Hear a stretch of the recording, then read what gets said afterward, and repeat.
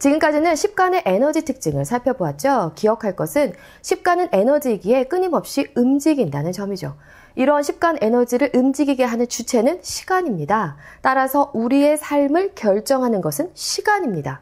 시간은 지구 공간의 에너지를 방사하고 타고날 때 받은 사주팔자 시간표대로 반응하게 만드는데 그 방식은 크게는 삼합운동이요, 작게는 12신살과 형충파해로 시간이 흐르면서 육체, 물질, 환경, 방위, 인간 심리에 변화가 발생합니다.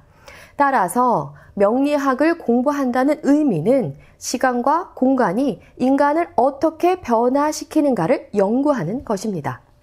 이런 십간 개념은 우주, 자연의 모든 것이기에 인간의 능력에 한계가 있어 십간의 뜻 중에서 극히 일부를 활용하여 사주팔자를 이해하려고 노력하는데 그것이 생극론으로 생하고 극하는 이분법으로 세상을 보는 것입니다.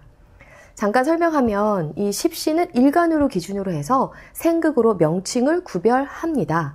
일간이 생하면 식신과 상관, 일간이 극하면 편재와 정재, 일간을 극하면 평관과 정관, 일간을 생하면 평인과 정인, 일간과 합하거나 나누면 비견과 겁재죠. 여기에 두 글자가 만나면 십신 사이에 생과 극작용이 더해집니다. 십신이 평관을 만나면 식신재살, 식신이 재성을 만나면 식신생재, 식신이 편인을 만나면 편인도식, 이런 식으로 생극 논리로 만들어진 십신에 다시 생극 논리를 추가하면 이런 명칭이 됩니다. 격국, 왕세, 용신 등이 생과 극으로 만들어진 논리임을 이해하시겠죠? 나중에 다시 다루기로 하고 십신을 좀 이어서 살펴볼까요?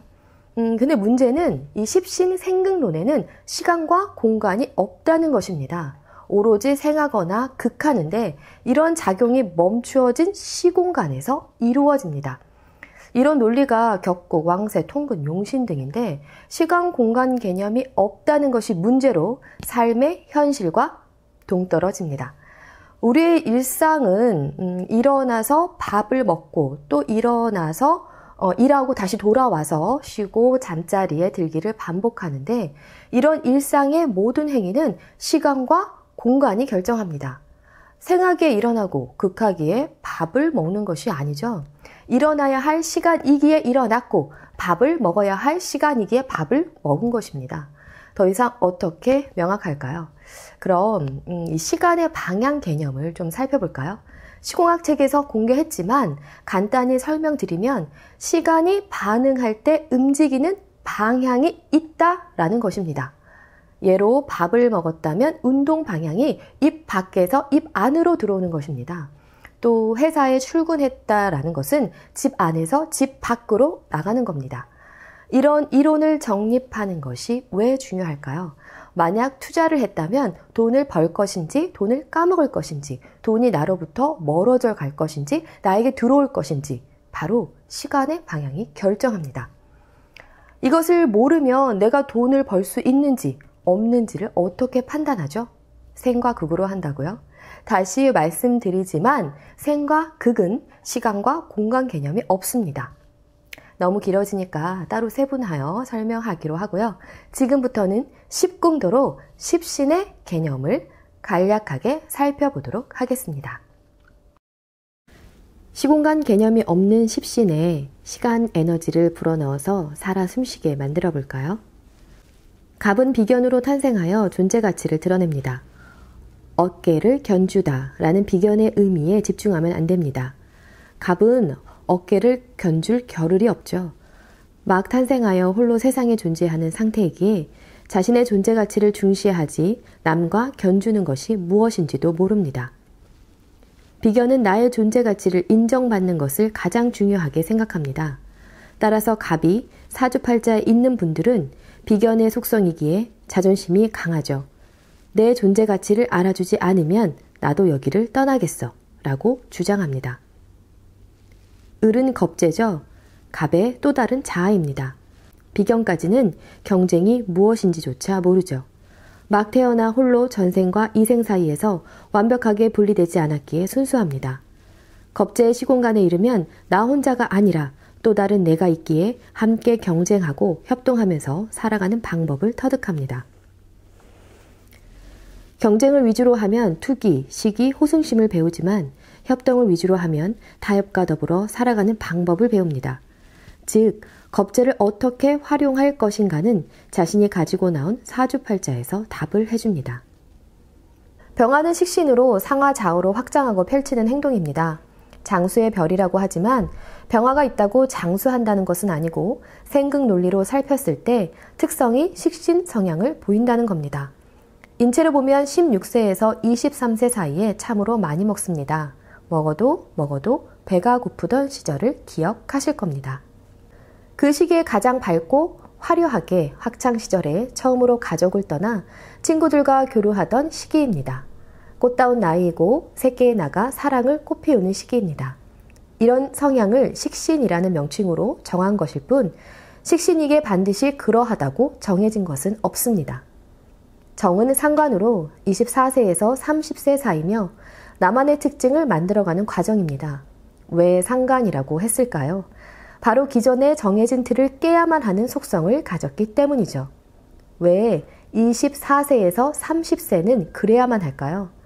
나만의 고유하고 독특한 특징을 만들어서 편재의 시기를 지나야 하기 때문이죠. 누구나 다 동일하다면 누가 무역하고 누가 운전하고 누가 사업하고 누가 교사할지 모르죠. 자신만의 독특한 특징을 살려서 사회에서 전문적으로 사용하기에 상관은 전문적인 기술, 언변, 재능을 가졌으며 독특한 색채를 가질 수밖에 없죠. 이런 이유로 정임합은 전문가의 재능이 숨겨져 있습니다. 다만 병화식신으로부터 만들어진 정화상관은 전혀 다른 시공간 특징을 갖습니다. 병화는 무한분산 에너지이기에 시공간은 넓고 멀리 있습니다. 정화상관은 시공간을 좁고 집중적으로 활용합니다.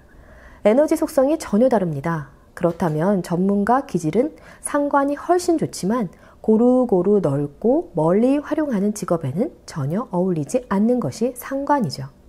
무토 편재로 가볼까요? 인생에서 가장 시공간을 넓게 씁니다.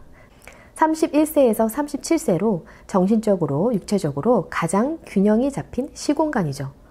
보통 편재를 삶의 터전, 양생처라고 부르는데 이유를 알고 계시나요?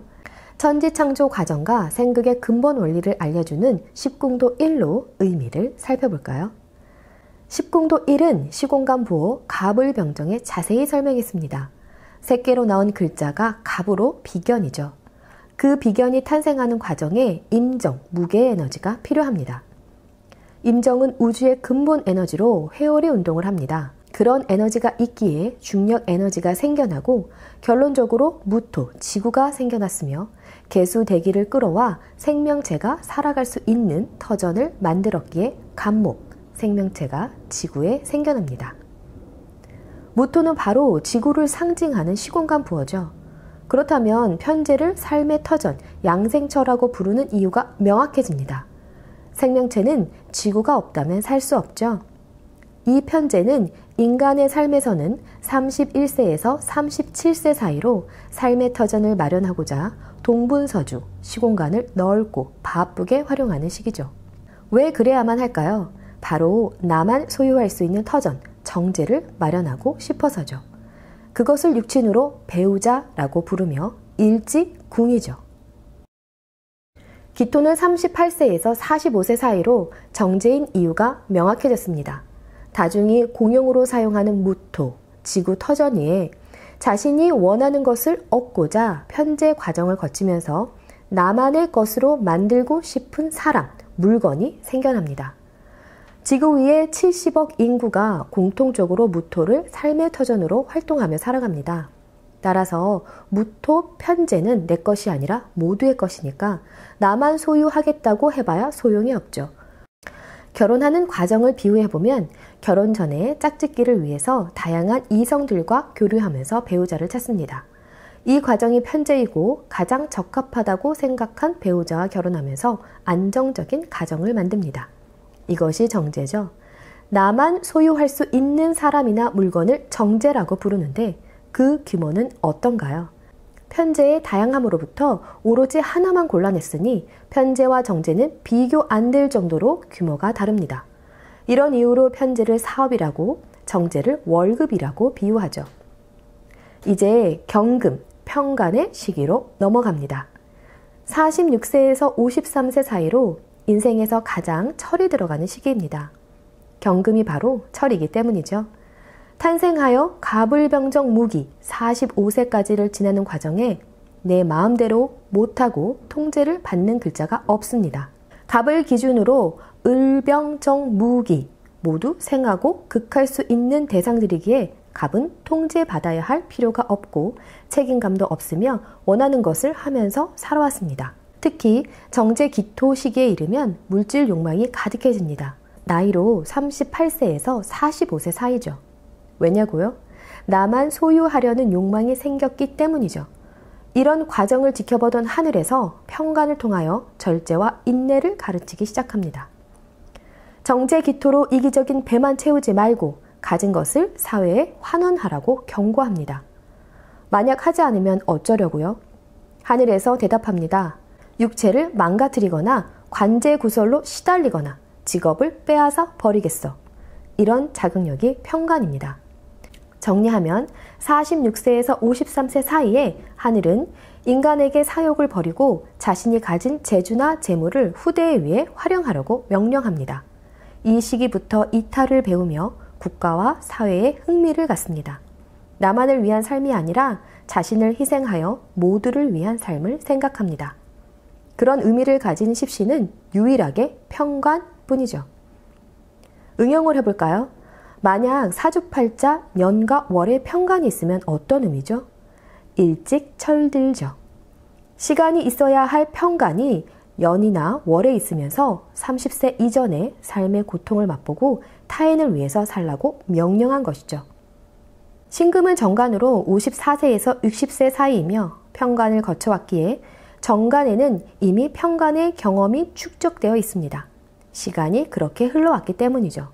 따라서 평간의 과정을 통하여 인생의 고통이나 아픔을 느끼면서 삶이란 이런 것이구나 나름의 생각을 갖습니다. 46세에서 53세 사이를 지나며 자식들을 뒷바라지했고 후대를 위해 자신의 일터를 양보했고 노안이 오고 치아가 빠졌고 머리털도 많이 없어졌습니다. 이런 과정을 거친 신금은 축적한 삶의 경험, 세상을 보는 판단 기준, 일생을 통하여 얻은 깨달음을 얻고 노련해집니다. 이것이 정간의 기본 개념이죠. 고통 속에서 얻은 철학이라 해야 할까요? 너희들이 삶의 무게를 알아? 이런 느낌이죠. 따라서 정간을 잘못 활용하면 고집, 아집, 편견을 가지게 됩니다. 내가 살아보니 산다는 건 이게 맞아 라는 확신에 찬 편견이죠. 잘못하면 꼰대 소리 듣기 시작합니다. 젊어서 그렇게 영민하고 냉철하던 분도 나이 먹으니 억지를 부린다는 생각이 드는 것도 모두 이런 이유 때문이죠. 정간을 유용하게 쓰려면 자신의 경험을 통하여 얻은 삶의 철학을 후대를 위해서 활용해야 합니다. 국가와 백성들을 위해서 시종자 역할을 하는 것이며 고대의 이런 의미를 종묘사직을 보전해야 하옵니다 라고 했는데 신금 시종자를 의미했던 것이죠. 이제 시종자를 버릴 때가 왔습니다. 육체와 물질을 모두 버리고 수기를 통하여 윤회해야 합니다. 이런 과정을 편인이라 부르며 임수가 그런 속성입니다. 신금 시종자 입장에서는 저승사자로 절 입구에 4대 천왕들이 누나를 불아리고 있습니다. 그런 눈알 느낌이 임수로 신금 시종자에 숨겨진 중력 에너지와 육체를 빼앗으려고 합니다. 이런 의미를 상상해보면 편인의 생각이나 행동은 일상적인 사고방식과는 좀 다릅니다. 부정적이고 강탈의 속성이며 육체와 물질이 없기에 움직임이 둔하며 오로지 두뇌로만 살려고 합니다. 빼앗으려는 속성을 감안하면 움직이지 않으면서 한탕을 누리는 속성을 가졌죠. 이렇게 근본 이치를 깨달으면 모든 논리들이 다양하게 도출됩니다. 간단하게 응용해 볼까요?